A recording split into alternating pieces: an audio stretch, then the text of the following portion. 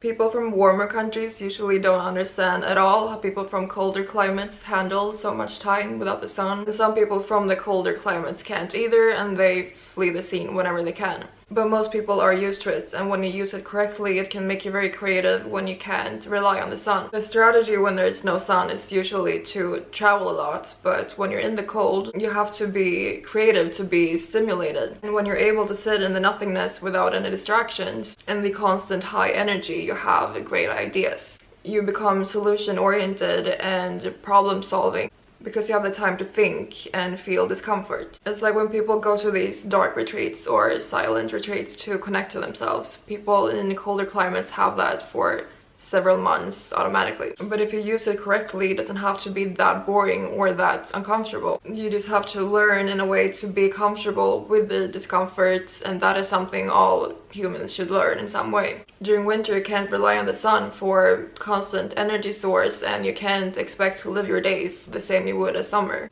And to get some of that energy source, you might have to do light therapy or sauna or cold therapy or solarium and things like that. And those things make you choose something for yourself. You're not automatically getting it just from walking out the door. And there won't be the same social gatherings to rely on as there would be during summer. And from this, people become super successful because they know how to be creative and they know how to strategize. They have to create things for themselves. And people in colder climates appreciate the sun like no tomorrow. And when the sun is actually out, they basically spend all hours out. But when the sun is not out, you become very passionate and dedicated to a project, whether that's school or work or something else. People from colder countries might travel more and explore more than people from warmer countries, and having that mixed with being in the void of nothingness a lot of the time, you bring back what has inspired you to the stillness and you can create from there. When you never quiet down for winter, it's way harder to have great ideas or to actually execute them. When you don't follow the cycle of nature, it's way harder to have the planting of the seed and the bloom and the picking and the harvest and the rebirth of everything. In warmer countries, you usually don't look for that balance because you're very socially passionate, which makes it very hard for those moments of peace and silence. Because why would you quiet down and get uncomfortable when you don't have to? And sometimes you do have to get forced to evolve,